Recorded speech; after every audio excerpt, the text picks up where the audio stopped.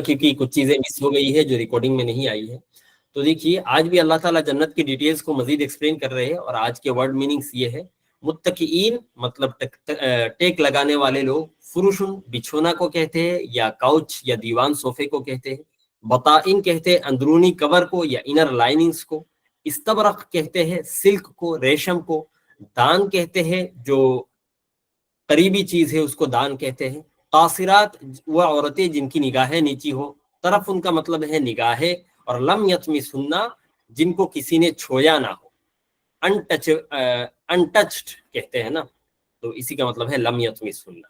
تو یہ تھے ورڈ میننگز. آئیے ٹرانسلیشن کی طرف آگے بڑھتے ہیں. اعوذ باللہ من الشیطان الرجیم، بسم اللہ الرحمن الرحیم. فبأي آلاء ربكما تكذبان، اس کا ترجمہ بار بار گزر چکا ہے. متکئین علی فرش، اللہ تعالیٰ فرماتا ہے جنت کی ڈیٹیلز بیان کرتے ہوئے کل اللہ تعالیٰ نے جنت کے نہروں کے بارے میں اور شراب کے بارے میں بتایا تھا. آج بتا رہے جو جنتی لوگ ہوں گے، متکئین علی فرش، وہ ایسے بچھونے پر ٹیک لگائے ہوئے ہوں گے. بطائنہا من استبرق، جن بچھونے کے اندرونی جو کور ہے، جو انر لائننگ ہے، وہ خالص دبیز ریشم کے ہیں.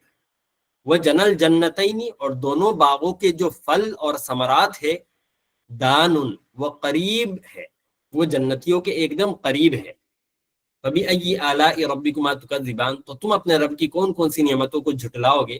فیہن قاصرات الطرف، ان جنتوں میں یا پھر ان بگیچوں میں، ایکچولی بگیچوں میں نہیں، بگیچوں کے علاوہ جو جنت کے پیلیسز اور کاسلز ہوں گے، جو گھر ہوں گے، محلات ہوں گے، ان میں بھی یہ حور ہوں گے. حور کے بارے میں اللہ تعالیٰ بتا رہے فیہن قاصرات الطرف، ان جنتوں میں ایسی حوریں ہوں گی جو اپنی نگاہیں نیچے کیے ہوئے ہوں گی، جن کی نگاہیں نیچی ہوں گی.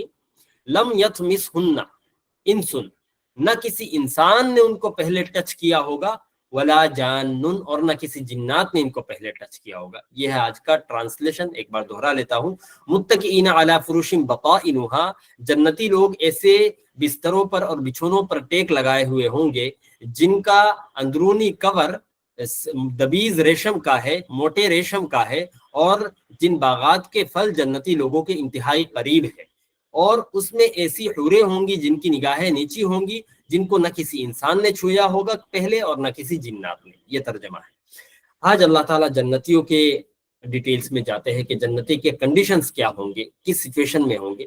تو میں نے کل بھی اس طرف اشارہ کیا تھا کہ ہمارے دنیا میں جو پارک ہے، جو گارڈنز ہے، ان میں تو دھول مٹی وغیرہ ہوتی ہے، اور آب و ہوا اگر اچھا نہ ہو تو پھر جو ہے ہوا بھی، اگر دلی جیسی جگہ کی ہوا ہو تو ہوا بھی اس قابل نہیں رہتی کہ ایک انسان اطمینان کے ساتھ بیٹھ کے سانس لے سکے.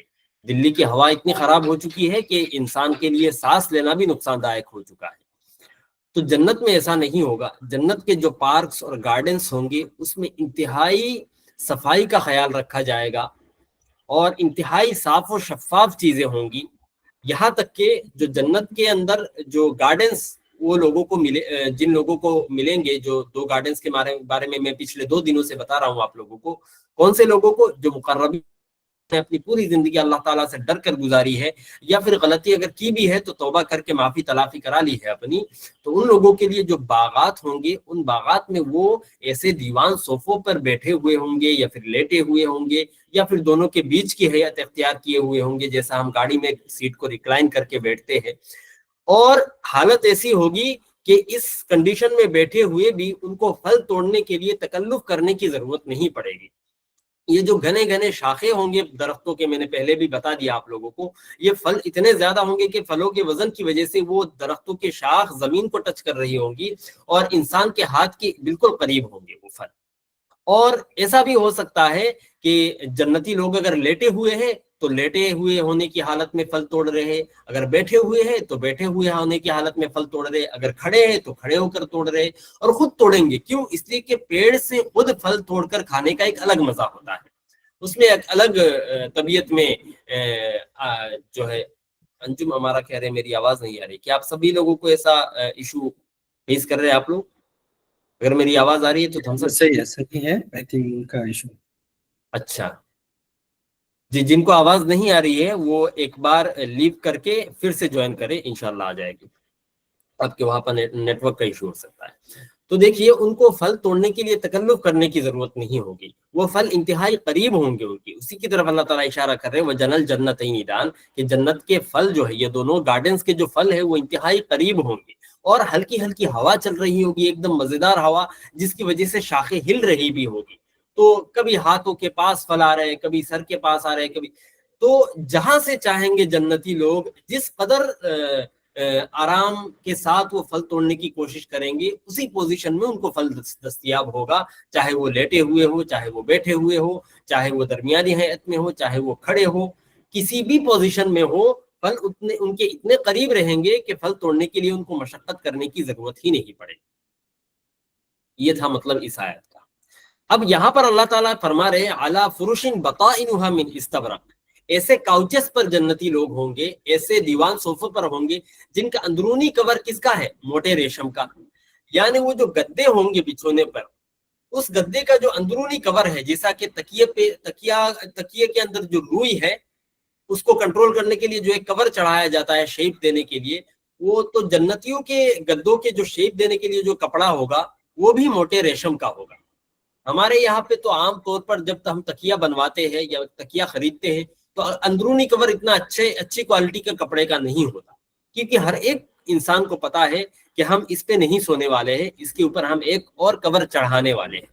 اور جو اوپر ہم کور چڑھاتے ہیں تکیے کے اوپر، وہ ہم کاٹن ہے یا نہیں دیکھ کر لیتے ہیں، اس کا کلر اچھا ہے کہ نہیں، اس کی کوالٹی اچھی ہے کہ نہیں، اس میں پھولوں کا ڈیزائن ہے یا نہیں، وہ دوسرے سٹیپ پہ ہم کرتے ہیں. لیکن تکیے کے شروعاتی مرحلوں میں جو کور چڑھایا جاتا ہے اس پہ اتنی چیزوں کا دھیان نہیں دیا جاتا. لیکن جنتیوں کے ساتھ کیا ہوگا کہ ان گدوں کے جو اندرونی کورز ہے وہ بھی ریشم اور موٹے ریشم کے بنے ہوئے ہوں گے. اب اندازہ لگائیے کہ جو چیزیں دکھ نہیں رہی ہے، گدے کا یہ جو اندرونی کور ہے وہ تو دکھے گا ہی نہیں، اس کے اوپر تو ایک اور کور چڑھایا جائے گا. جو چیزیں دکھ نہیں رہی ہے وہ بھی اگر اتنی اچھی کوالٹی کی ہو، اور وہ بھی کس کوالٹی کی؟ ایسے ریشم کی جو دنیا میں اویلیبل ہی نہیں ہے. وہ ریشم جنت کے لیے خاص ہے. اللہ تعالیٰ نے ریشم کا لفظ استعمال کیا ہے تاکہ دنیا والوں کو سمجھ میں آئے کہ کس قدر بہترین کوالٹی ہوگی، کیونکہ دنیا میں ریشم کو سب سے زبردست کوالٹی کا کپڑا اور سب سے دامی کپڑا مانا جاتا ہے. جو اوریجنل سلک ہے وہ اس کا ایک ایک میٹر کتنے ہزار روپے کا ہوتا ہے. تو اللہ تعالیٰ کہہ رہے کہ جو اندرونی کور ہوگا جو نہ دکھے گا وہ بھی اتنی اچھی کوالٹی کا ہوگا. تو اندازہ لگا لو کہ اس کے اوپر جو اچھا والا کور چڑھایا جائے گا وہ کس قدر اچھی کوالٹی کا ہوگا. کچھ علماء فرماتے ہیں وہ نور کا کور چڑھایا ہوا ہوگا، وہ کوئی کپڑا نہیں ہوگا. اللہ تعالیٰ نور کا کور چڑھائیں گے گدوں پر. تو اس قدر کوالٹی میں اور ڈیٹیلنگ میں اللہ تعالیٰ نے دھیان سے کام کیا ہے جنت کے اعتبار جنت کے اندر. اور اگلی آیت میں اللہ تعالیٰ فرما رہے فَبِأَيِّ آلَاءِ رَبِّكُمَا تُكَذِّبَانِ، اس کا مطلب تو آپ لوگوں کو معلوم ہے کہ تم اپنے رب کی کون کون سی نعمتوں کو جھٹلاؤ گے. تو یہ جو ساری نعمتیں ہیں اتنے پری پلاننگ کے ساتھ اللہ تعالیٰ نے پہلے سے ریڈی کیا ہے، اور ایسا نہیں ہے کہ ہڑبڑی میں کسی بھی طرح ریڈی کر کے رکھ دیا. اللہ تعالیٰ ہر ایک ڈیٹیل کو ایکسپلین کر کے یہ سمجھانے کی کوشش کر رہا ہے کہ دیکھو کس قدر باریکی کے ساتھ تمہاری نعمتوں کو تیار کرنے میں کام کیا گیا ہے. اتنی باریکی ہے کہ ایک ایک شاخ کے ڈیٹیلز اللہ تعالیٰ بیان کر رہے ہیں، ایک ایک پھل کے ڈیٹیلز بیان کر رہے ہیں، بغیچے کے ڈیٹیلز بیان کر رہے ہیں، گدوں کے انر کورز کے ڈیٹیلز بیان کر رہے ہیں جو کور دکھتا ہی نہیں ہے. تو اللہ تعالیٰ نے بالکل اپنے پوری کوالٹی میں کمپرومائز کیے بنا ایک دم اعلیٰ سے اعلیٰ ترین نعمتیں رکھی ہیں مومنین کے لیے اور نیک لوگوں کے لیے. تو یہی کہنا چاہ رہے ہیں اللہ تعالیٰ. اور یہ نعمتیں تم کیسے انکار کر سکتے ہو؟ اتنی بڑی نعمتوں کے ہم حقدار نہیں ہیں. حقدار کیوں نہیں ہے؟ اس لیے کہ وہ واقعہ تو آپ سبھی کو پتا ہوگا کہ ایک انسان نے 500 سال اس نے عبادت کری ہے، اور اس کو لگا کہ میں نے تو 500 سال اللہ تعالیٰ کی عبادت کری ہے مسلسل، تو مجھے تو جو ہے جنت ملنی چاہیے. اور پھر جب قیامت کے دن اس کو پیاس لگی، تو وہ میں شارٹ میں واقعہ بتا رہا ہوں، واقعہ ڈیٹیل بہت ہے اس میں. تو جب اس کو پیاس لگی تو وہ پانی مانگتا پھر رہا تھا. تو ایک انسان پانی کا ایک گلاس لے کر آیا، تو اس نے پانی مانگا، تو اس انسان نے کہا کہ اس ایک گلاس پانی کی قیمت ہے 500 سال کی عبادت. پھر اس کو پتا چلا کہ دنیا میں نے کتنی سانسیں لی ہے، کتنے ہزار لیٹر پانی پیے ہیں. تو اس اعتبار سے اگر دیکھا جائے تو پھر میری عبادت کی تو کوئی ویلیو ہی نہیں ہے. میں تو اس لائق ہوں ہی نہیں کہ مجھے اللہ تعالیٰ ایک گلاس پانی بھی دے جنت کا. کیونکہ اگر عبادتوں کے حساب سے ہم جنت جانا ہمارے لیے طے ہو جائے تو پھر یہ ہماری 500 سال کی عبادت بھی ایک گلاس پانی کے بقدر نہیں ہے. اس اینگل سے سوچ کے دیکھیے کہ یہ جنت کی نعمتیں کیا ہم اس کے حقدار ہیں؟ بالکل حقدار نہیں ہے. اور یہ اس عبادت کی بات کی جا رہی ہے جو خالص اللہ تعالیٰ کے لیے کی گئی ہے، جس میں کوئی ملاوٹ نہیں ہے. آج کل تو ہماری عبادتوں میں ملاوٹ ہے. ہماری نمازیں افسوس کے ساتھ کہنا پڑ رہا ہے رہتی تو ہے اللہ کو خوش کرنے کے لیے، لیکن اتنی جلد بازی میں ہم نماز پڑھتے ہیں کہ نہ اس میں فوکس رہتا ہے، نہ اس میں ہم دھیان لگاتے ہیں. نماز میں طرح طرح کے خیالات آتے رہتے، فوکس کا کوئی نام و نشان نہیں رہتا. اسی طرح دوسری عبادتوں میں بھی ہمارے فوکس کم ہوتے جا رہے دن بدن. خالص فوکس اور ڈیڈیکیشن کے ساتھ 500 سال عبادت کرنے کے بعد بھی وہ عبادت ایک گلاس پانی کے لائق نہیں بن پائی. تو یہ جو جنت میں اللہ تعالیٰ نعمت دے رہا ہے یہ اس لیے نہیں دے رہا ہے کہ ہم اس کو ڈیزرو کرتے ہیں. یہ خالص اللہ تعالیٰ کا احسان ہے ہمارے اوپر کہ اللہ تعالیٰ ہمیں اتنی ساری نعمتیں دے رہا ہے. تو جب یہ احسان ہے تو ہم کس منہ سے اللہ تعالیٰ کے سامنے یہ دعویٰ کر سکتے ہیں کہ یہ تو ہمارا حق ہے؟ یہ بالکل ہمارا حق نہیں ہے. اور جب یہ حق نہیں ہے، یہ ایکسٹرا چیزیں اللہ تعالیٰ اپنی محبت کے مارے اور اپنے رحم کے مارے دے رہا ہے، تو ہم بھلا اس کا انکار کیسے کر سکتے ہیں؟ یہ تو ہمارے لیے نعمت ہی نعمتیں ہیں. اس کو تو ہم ڈیزرو کرتے ہی نہیں ہیں. جھٹلانا تو بہت دور کی بات، اس کے تو ہم ڈیزرونگ بھی نہیں بن پائیں گے اگر ہم 5000 سال بھی عبادت کریں. تو ٹھیک اسی طرح سے اللہ تعالیٰ اگلی آیت میں فرماتا ہے فیہن قاصرات الطرف، ان جنتوں میں ایسی حوریں ہوں گی جن کی نگاہیں نیچی ہوں گی اور جن کو نہ کسی انسان نے چھویا ہوگا اور نہ کسی جنات نے. خدیجہ خان، آپ کا آنسر انشاءاللہ کلاس کی لاسٹ میں دیا جائے گا.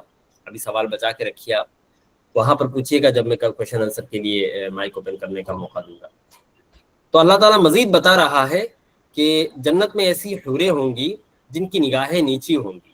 یعنی آپ اندازہ لگائیے، سورہ واقعہ کے اندر بتایا گیا ہے اور دوسری صورتوں میں بھی اللہ تعالیٰ نے بتایا ہے ان حوروں کی کوالٹیز کے بارے میں. ان حوروں کے جسم میں نور اتنا کہ یہاں پر اندھیری رات میں آ جائے تو پوری رات روشن ہو جائے. ان کے جسم میں خوشبو اتنی کہ اگر یہاں پر آ جائے تو پورا علاقہ مہک جائے. وہ اتنی خوبصورت کہ دنیا کی ساری خوبصورت عورتوں کی بھی خوبصورتی اگر ملا دی جائے تو ان کی خوبصورتی کا ایک حصہ بھی نہ بن پائے. وہ اتنی فرما بردار کہ تفسیر ابن کثیر میں لکھا گیا ہے وہ کہیں گے آ کے جنتی لوگوں کو میری خوش قسمتی ہے کہ جنت میں آپ میرے پارٹنر ایز اے پارٹنر ملے ہیں. تو اتنی ساری کوالٹیز ہونے کے باوجود ان کی نگاہیں نیچی ہوں گی اور وہ شکریہ ادا کر رہے ہوں گے جنتی آدمی کا کہ میری خوش قسمتی ہے کہ اللہ تعالیٰ نے مجھے آپ کے حق میں رکھا ہے. یعنی اگر کسی کے پاس اتنے اعلیٰ لیول کی کوالٹیز ہو تو ہم اس سے شرمندگی میں نگاہیں نیچی کرنے کی امید نہیں کرتے. اگر کوئی انسان ہے، کوئی لیڈی ہو یا پھر کوئی مرد ہو جو ہمارے مقابلے میں ہر چیز میں اچھی کوالٹی حاصل کر چکا ہو، نالج کے اعتبار سے بھی ہم سے زیادہ جانتا ہو، مال و دولت کے اعتبار سے بھی ہم سے زیادہ کما رہا ہو، اچھائی میں بھی ہم سے آگے ہو، عبادتوں میں بھی ہم سے آگے ہو، تو کیا وہ انسان ہمارے سامنے نگاہیں نیچی کر کے چلے گا یا پھر ہمارے لیے حق بنتا ہے کہ ہم اس کے سامنے تواضع کے ساتھ پیش آئے کیونکہ وہ ہر اعتبار سے ہم سے بڑا ہے؟ یہی حق بنتا ہے نا کہ ہم سے جو بڑا ہے ہم اس کے سامنے ریسپیکٹ فلی پیش آئے. لیکن یہاں پر دیکھیے ان حور کے اندر اتنی ساری کوالٹیز ہونے کے باوجود اللہ تعالیٰ نے ان کی خاصیت یہ رکھی ہے کہ وہ شرمندہ ہو کر کے اپنی نگاہیں نیچی رکھیں گی اور اپنے آپ کو کمتر فیل کریں گی اور خوش قسمت فیل کریں گی کہ اللہ تعالیٰ نے مجھے اس انسان کے جنت میں بھیجا ہے. بتائیے کتنی طبیعت خوش ہو جائے گی اس پر. ایکچولی یہ نعمت مردوں کے لیے خاص ہے، تو جو لیڈیز ہے وہ ریلیٹ نہیں کر پا رہے. آپ لوگوں کے لیے بہت ساری نعمتیں ہیں، نعمتیں ہر ایک کے لیے ہے، لیکن اللہ تعالیٰ الگ الگ آیتوں میں الگ الگ چیزیں بیان کر رہا ہے، یہاں پر مردوں کے لیے بیان کر رہا ہے. اب جو عورتیں ہیں ان کو ایک سوال ہوتا ہے کہ بھائی مردوں کو تو جتنی چاہے عورتیں مل رہی ہے حور کے شکل میں، ہمارے لیے تو ایسی کوئی سویدھا نہیں ہے. تو دیکھیے میری بہنوں اور میری ماؤں، اللہ تعالیٰ نے مرد اور عورت کے نیچر میں ایک فرق رکھا ہے. جیسا کہ میں آپ لوگوں کو بتاؤں تو مرد کسی چیز کو ڈیسائیڈ کرنے میں تھوڑا ٹائم لگاتا ہے لیکن اس کا ڈیسیشن پائیدار ہوتا ہے. ٹھیک اسی طرح سے عورتیں اگر ڈیسائیڈ کرتی ہے تھوڑا جلدی کر لیتی ہے لیکن بعد میں چانسز یہ رہتا ہے کہ وہ اپنے ڈیسیشن کو چینج کر لیں. ایگزامپل، یہ کوئی بری بات نہیں ہے، اللہ تعالیٰ نے ایسی فطرت رکھی ہے، یہ کوئی غلط چیز یا عیب نہیں ہے، یہ اچھی چیز ہے. اور یہی وجہ ہے جس کی وجہ سے ہم بور نہیں ہوتے ایک دوسرے کے ساتھ. میں ایکسپلین کر رہا ہوں آپ لوگوں کو. ایگزامپل لے لیجیے، عید کے لیے شاپنگ پہ جانا ہے. ایک مرد کیا کرے گا؟ اگر وہ کرتا پہنتا ہے تو وہ اپنے بچپن سے، جب سے وہ بڑا ہوا ہے تب سے عید میں کرتا خریدے جا رہا ہے اور آج بھی کرتا ہی خریدے جا رہا ہے. اس کو یہ شوق نہیں ہوگا کہ ایک عید میں جبہ پہنا جائے، دوسرے عید میں کرتا پہنا جائے، تیسرے عید میں شرٹ پہنا جائے، چوتھے عید میں کچھ اور پہنا جائے. ویرائٹیز بھی کم ہے مرد کے کپڑوں میں. لیکن جہاں پر ایک عورت کی بات آتی ہے تو ایک عورت کبھی کسی عید میں ساڑی خرید رہی ہے، کسی عید میں سلوار سوٹ سلوا رہی ہے، کسی عید میں کچھ لہنگا چولی وغیرہ خرید رہی ہے. تو یہ فرق ہے کہ مرد ایک چیز کو پسند کرنے میں تھوڑا ٹائم ضرور لگاتا ہے لیکن جب ڈیسائیڈ کر لیتا ہے تو اس میں ٹکا رہتا ہے. پہلے یہ من بنا لیتا ہے کہ مجھے کیا خریدنا ہے، اور جب من بنا لیتا ہے تو اس کو یہ چیز بہت دنوں تک پسند رہتی ہے. لیکن عورتوں کے ساتھ ایسا نہیں ہوتا، عورتوں کی پسند چینج ہوتی رہتی ہے. اور یہی سے تو زندگی کا مزہ آتا ہے، یہی سے تو مزاج میں تبدیلی ہوتی ہے. عورت اور مرد کا جو رشتہ ہوتا ہے اس میں مزہ اسی لیے آتا ہے کیونکہ دونوں کی سوچ ڈیفرنٹ ہے. اگر دو چیزیں سیم ہو تو مزہ نہیں آئے گا. مزہ تبھی آتا ہے جب دو چیزیں ہو اور وہ دونوں چیزیں الگ الگ.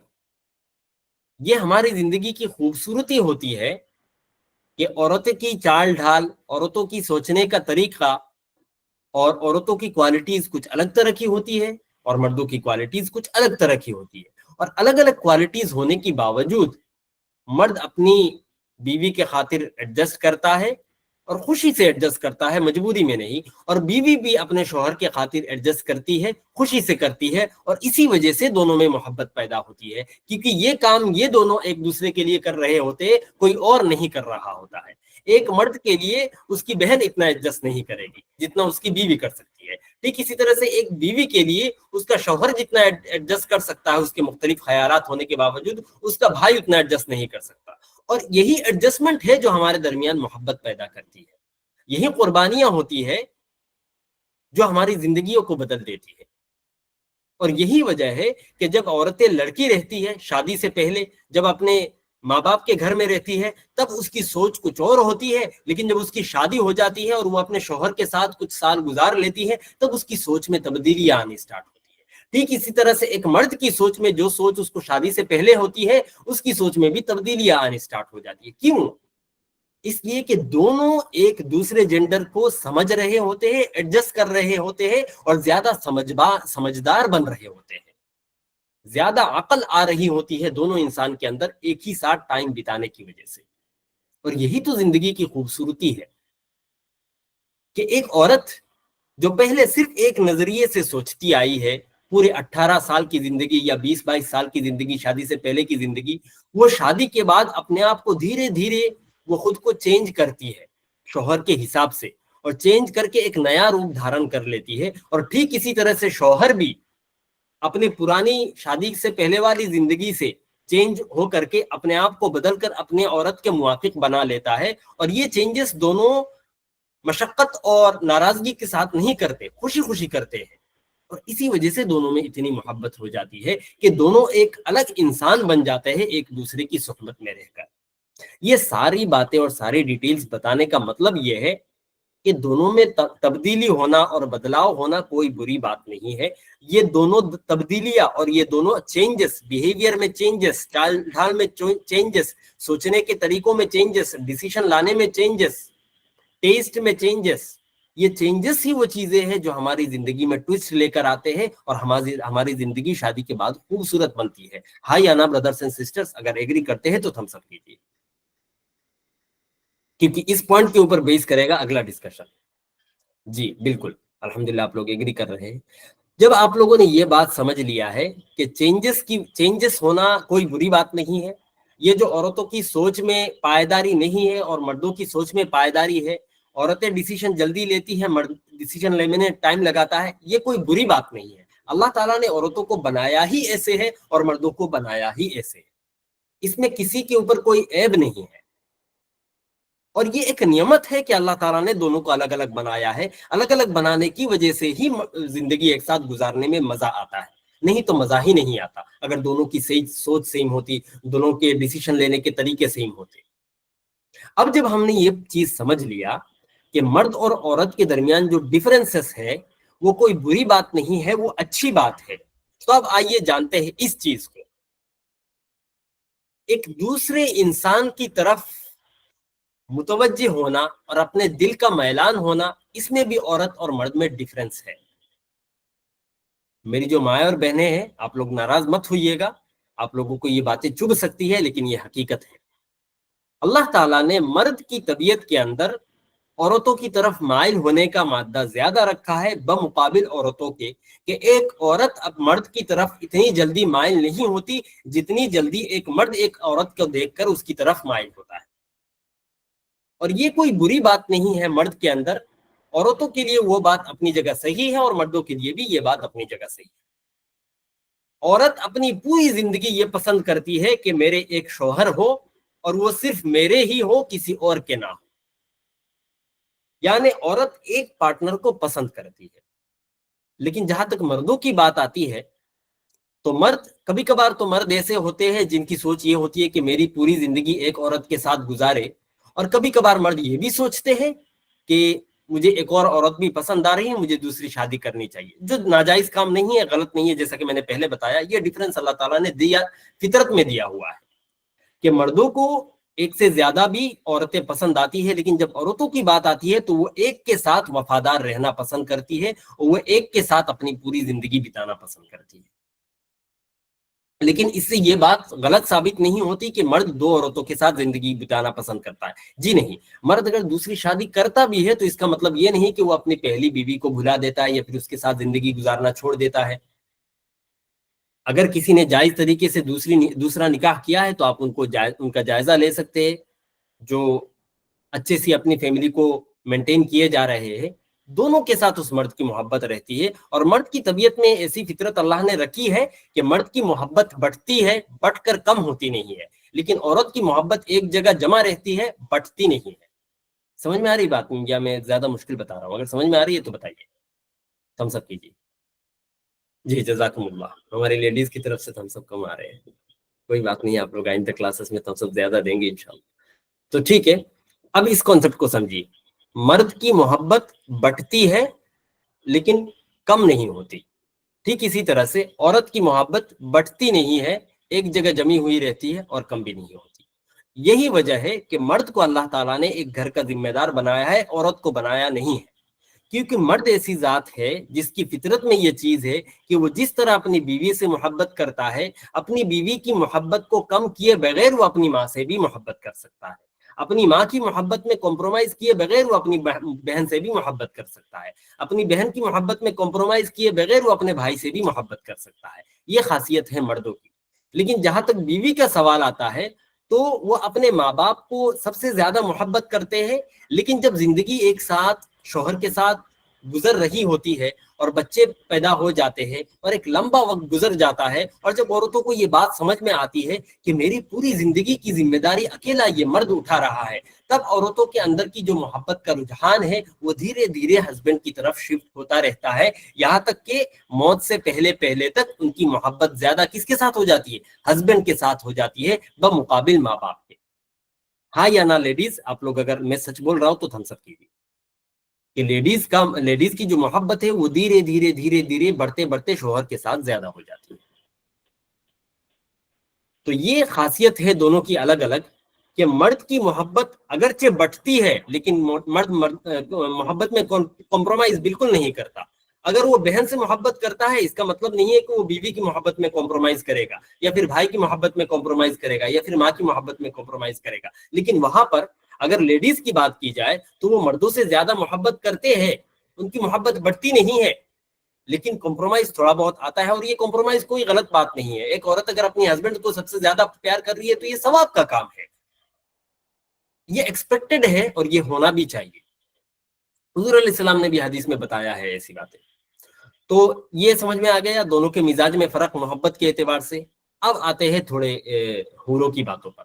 تو جب مردوں کی محبت بڑھتی ہے لیکن مردوں کی محبت میں کمی نہیں آتی تو یہی حال جنت میں ہوگا کہ حور ہوتے ہوئے بھی، کیونکہ مردوں کو زیادہ عورتیں پسند ہوتی ہے، ایک سے زیادہ، ہر ایک کو نہیں، ہر ایک کی طبیعت الگ الگ ہوتی ہے، جن کو پسند ہوتی ہے تو حور اللہ تعالیٰ نے رکھا. اسی لیے اللہ تعالیٰ نے دنیا میں ان کے لیے 4 شادیاں جائز کی ہے، کیونکہ اللہ تعالیٰ کو پتا ہے کہ بھائی میں نے اس کو بنایا ہی ایسے ہے کہ ہو سکتا ہے اس کا کبھی من کرے دوسری شادی کرنے کا یا تیسری شادی کرنے کا.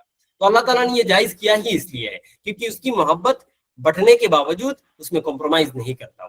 تو جب اس کی محبت بڑھتی تو ہے لیکن محبت میں کمی نہیں آتی، تو جنت میں جانے کے بعد بھی ایسا ہی ہوگا کہ اگرچہ حوریں ہوں گی، اگرچہ وہ ان سے محبت کرے گا، لیکن بیوی کے حق میں جو محبت ہے اس میں کوئی کمی نہیں آئے گی، بلکہ اللہ تعالیٰ اس جنت میں ساری حوروں کی جو رانی ہے وہ بیوی کو بنا دیں گے، اور اس آدمی کی سب سے زیادہ محبت بیوی کے ساتھ ہوگی.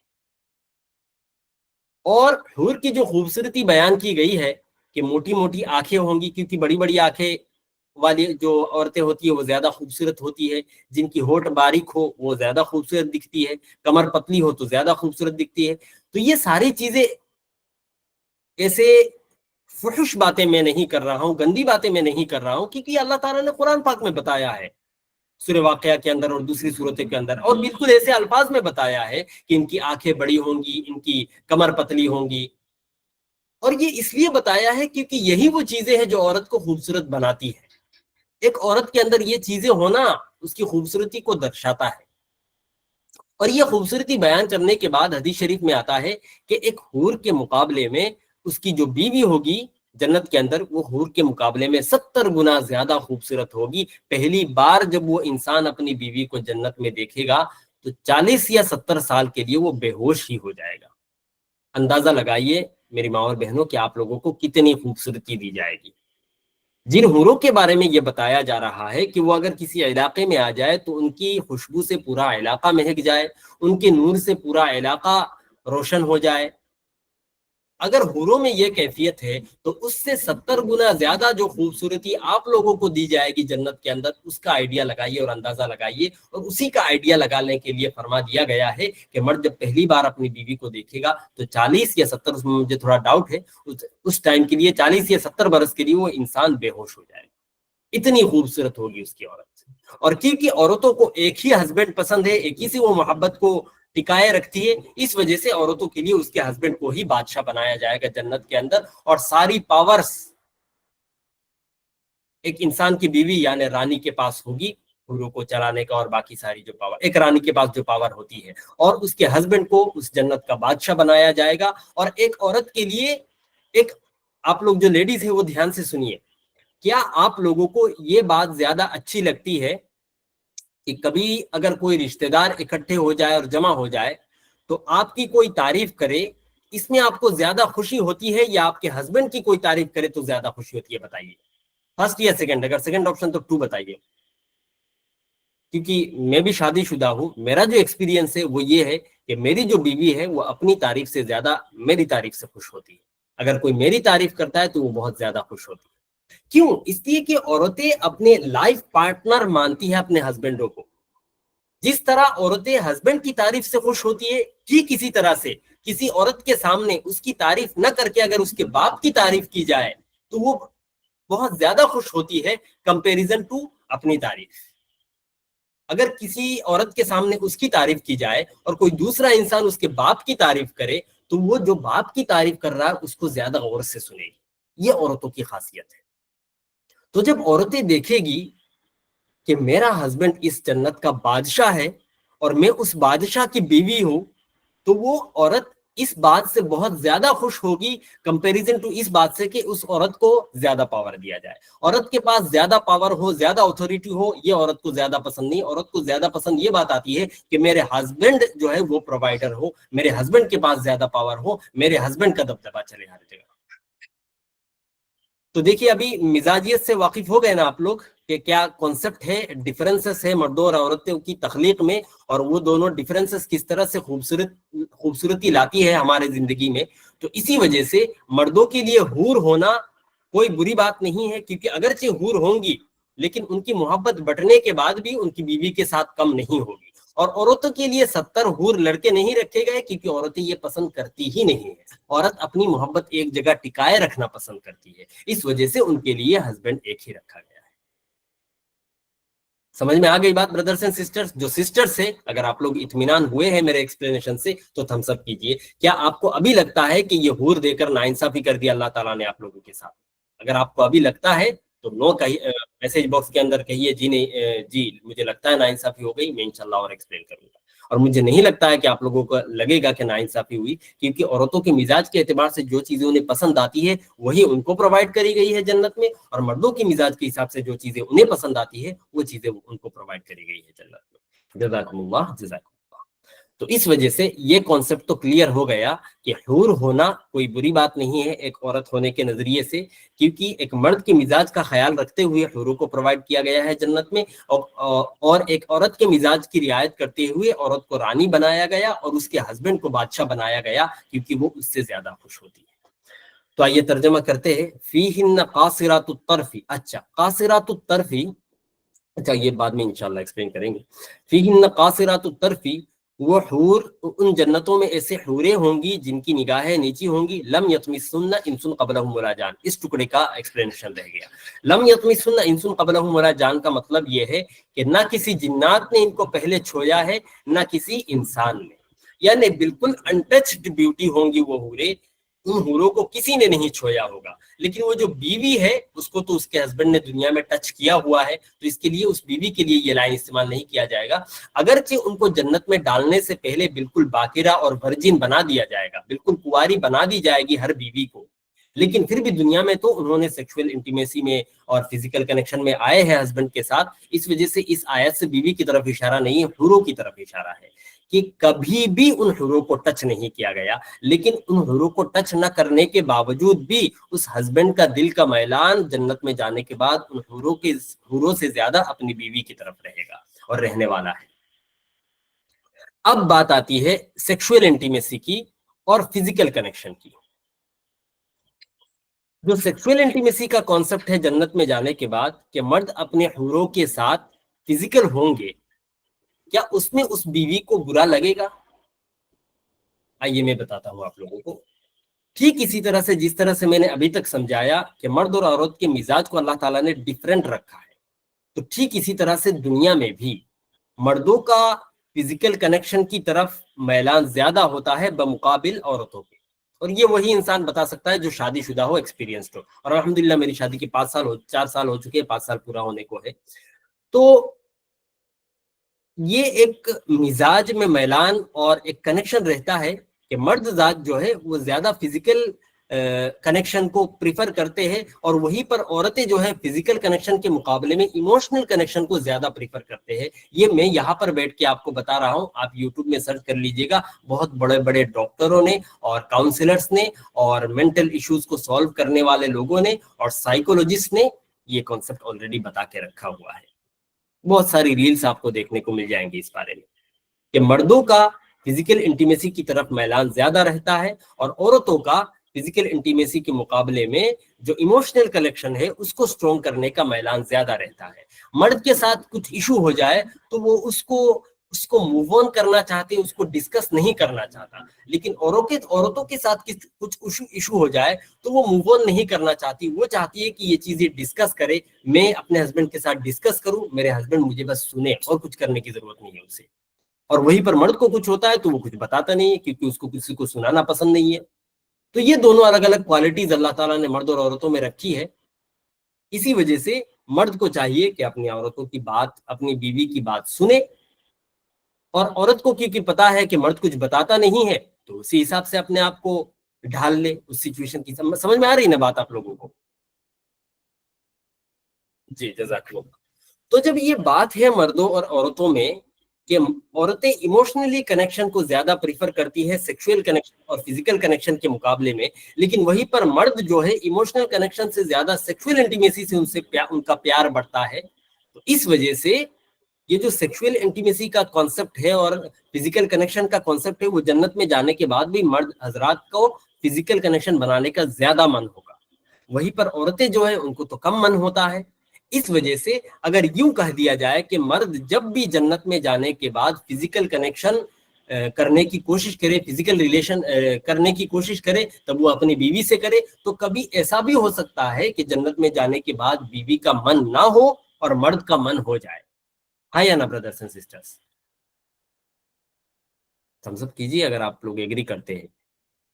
ایسا ریئل لائف میں بہت زیادہ ہوتا ہے کہ ایک مرد کو کسی دن فزیکل ریلیشن میں آنے کی چاہت ہوتی ہے لیکن اس کی وائف کو نہیں ہوتی، اور پھر وہ مرد وائف کو مناتا ہے، منانے سے کام بن جائے تو ٹھیک ہے، نہ کام بنے تو گیو اپ کر دیتا ہے. ایسا ہوتا ہے شادی شدہ زندگی میں، اور یہ کوئی میں بری بات یا پھر چھپی ہوئی بات نہیں نکال رہا ہوں، یہ سب اللہ تعالیٰ کا بنایا ہوا سسٹم ہے، اور یہ حوروں کے کانسیپٹ کو سمجھنے کے لیے ایکسپلین کرنا ضروری ہے، لہٰذا شرمانے کی کوئی ضرورت نہیں. علم میں اور نالج حاصل کرنے میں کوئی شرم نہیں ہے. اگر نالج حاصل کرنے میں صحابہ کرام رضوان اللہ تعالیٰ علیہم نے شرمندگی کا شرم کو پریفر کیا ہوتا تو آج تک ہمارے پاس باتھ روم اور بیڈ روم کے مسائل نہیں پہنچتے. تو ٹھیک ہے، تو جب عورتیں فزیکل کنیکشن کو زیادہ پریفر نہیں کرتی اور مرد زیادہ پریفر کرتے ہیں فزیکل ریلیشن کو، تو کبھی ایسا ہو سکتا ہے کہ مرد جنت میں جانے کے بعد اس کو زیادہ فزیکل ہونے کا من ہو، لیکن اسی ٹائم پہ اس کی بیوی کو من نہ ہو. اور ایسا تو جنت میں ہو نہیں سکتا کہ کسی کو کسی چیز کو کرنے کا من ہو ان سے یہ نہ دیا جائے. تو اب عورت کو بھی کیسے خوش رکھا جائے، مرد کو بھی کیسے خوش رکھا جائے؟ تو اس وجہ سے حور ہے کہ جب ایک مرد کو فزیکل ریلیشن بنانے کا من ہوگا اور بیوی کو نہیں ہوگا، بیوی کو من ہوگا میں جنت گھومنے جاؤں، میں پھل کھاؤں، میں شراب پیوں، میں گپے لڑاؤں، اور مرد کو شوق ہوگا کہ میں فزیکل ریلیشن بناؤں، تو اس ٹائم کے لیے حور ہے کہ ٹیمپرری ٹائم کے لیے وہ حوروں کے ساتھ فزیکل ریلیشن کرے گا. اب بات آتی ہے کہ یہ بات بہت زیادہ چبھتی ہے لیڈیز کو. یہ بات لیڈیز سخت نفرت کرتی ہے کہ میرے ہسبینڈ کسی اور سے فزیکل ریلیشن بنائے، چاہے وہ جائز ہی کیوں نہ ہو. اور یہ لیڈیز کا حق ہے، یہ نفرت ہونی بھی چاہیے، یہ ان کی فطرت میں ہے. لیکن یہ دنیا میں ہے. جنت میں کیا ہوگا؟ جنت میں اس چیز کو اور لیڈیز کی مائنڈ کو چینج کر دیا جائے گا، اور ایسا مائنڈ ڈیولپ کرایا جائے گا جنت کے اندر کہ ہسبینڈ کا حوروں کے ساتھ فزیکل ریلیشن میں آنا عورتیں بری بات محسوس نہیں کرے گی. یعنی ان کے دماغ کا جو مزاج ہے اس کو چینج کر دیا جائے گا جنت کے اندر. وہ چیزیں خود ان کی بیویاں بھی پسند کر رہی ہوں گی کہ میرے ہسبینڈ کسی اور کے ساتھ رشتہ بنا رہے ہیں. یہ چیزیں ان کو بری نہیں لگیں گی جنت میں. سمجھ میں آئی بات بردرز اینڈ سسٹرز؟ اگر بات سمجھ میں آ گئی تو تھمس اپ کیجیے. دنیا میں یہ چیزیں بری لگتی ہے، لیکن جہنم میں عورتوں کے مزاج کو چینج کیا جائے گا تاکہ یہ چیزیں جہنم کہہ رہا ہوں، جنت میں عورتوں کی مزاج کو چینج کیا جائے گا تاکہ عورتوں کو یہ چیزیں بری نہ لگیں. تو سارے جو سوال آئے تھے آپ کے دماغ میں حوروں کے ریلیٹڈ آج تک وہ کلیئر ہوئے کہ نہیں؟ ایک تو تھا کہ حور کیوں دیے جائیں گے، وہ میں نے بتا دیا. ایک تو تھا کہ اگر حور دیے بھی گئے تو فزیکلی ریلیشن بنانے کا کیوں موقع دیا جا رہا ہے، تو فزیکلی ریلیشن کا موقع کیوں دیا جا رہا ہے وہ بھی میں نے بتا دیا، کیونکہ مرد کے اندر یہ خواہش ہوتی ہے، زیادہ سے زیادہ فزیکل انٹیمیسی کی خواہش ہوتی ہے. اور پھر تیسرا سوال ہو سکتا ہے کہ اگر فزیکل انٹیمیسی میں آنا ہی ہے تو مرد ہمارے ہسبینڈ ہمارے ساتھ آئے، حورے کے ساتھ جانے کی کیا ضرورت ہے؟ تو ایسا بالکل ہو سکتا ہے کہ مرد کو ایک بار خواہش ہو اور آپ کو خواہش نہ ہو، تو اس ٹائم وہ مرد کیا کرے گا؟ تو اس وجہ سے حور کے لیے. پھر چوتھا سوال ہوتا ہے کہ مجھے تو پسند ہی نہیں ہے کہ میرے ہسبینڈ کسی اور کے ساتھ رشتہ بنائے، تو جنت میں وہ چیز آپ کو پسند ہوگی. اس چیز کے بارے میں جو نفرت دنیا میں ہے آپ کے دل میں، جو ہونی بھی چاہیے، وہ چیز جنت میں ہوگی ہی نہیں. تو یہ تھی آج کی تفسیر. لم یتمسن انس قبلہم ولا جان کا ایک مطلب تو میں نے بتا دیا کہ وہ جو حوریں ہوں گی وہ بالکل ورجن ہوں گی، کسی نے ٹچ نہیں کیا ہوگا ان کو جنتیوں سے پہلے تک. اور ایک مطلب مفسرین نے یہ بھی بتایا کہ کبھی کبھی انسان کے اندر جو خوبصورت عورتیں ہوتی ہے، کبھی کبھار ایسا واقعہ ہوتا ہے کہ کسی جنات کو ایک خوبصورت عورت کے ساتھ، انسانی عورت کے ساتھ پیار ہو جاتا ہے، اور وہ جنات پھر اس کو ستاتے ہیں. تو ایسا بھی نہیں ہوا ہوگا کہ انسان کے جنت کی کسی حور کو پہلے کسی جنات نے ستایا ہو یا پھر ٹچ کیا ہو. یہ بھی ایک مطلب ہے اس آیت کا. تو سمجھ میں آئی بات بردرز اینڈ سسٹرز؟ ترجمہ دہراتے ہیں ایک بار اور موو آن کرتے ہیں. اعوذ باللہ من الشیطان الرجیم، بسم اللہ الرحمن الرحیم. فبأي آلاء ربكما تكذبان، تو تم اپنے رب کی کون کون سی نعمتوں کو جھٹلاؤ گے. متکئین علی فرش، جنتی لوگ ایسے دیوانوں پر ٹیک لگائے ہوئے ہوں گے. بطائنها، جس کا اندرونی کور یا پھر جس کے انر لائننگ کہہ سکتے ہیں، من استبرق، دبیز اور موٹے ریشم کے ہوں گے. وہ جنل جنتین دان، اور دونوں باغیچوں کے پھل جنتیوں کے بہت قریب ہوں گے. فبأي آلاء ربكما تكذبان، تو تم اپنے رب کی کون کون سی نعمتوں کو جھٹلاؤ گے. فیہن قاصرات الطرف، ان جنتوں میں ایسی حوریں ہوں گی جن کی نگاہیں نیچی ہوں گی. لم یطمثہن انس، نہ ان کو کسی انسان نے پہلے چھویا ہوگا، ٹچ کیا ہوگا. ولا جان، اور نہ کسی جنات نے ٹچ کیا ہوگا. یہ تھی آج کی تفسیر. لیسن کیا ملتا ہے؟ نمبر 1، اللہ لفظ بیوٹی اینڈ پیورٹی. دیکھیے اللہ تعالیٰ نے حوروں کو بالکل خوبصورت اور پیور بنایا ہے. محمد عمیر، آپ کا جو سوال ہے وہ لاسٹ میں جواب دیا جائے گا.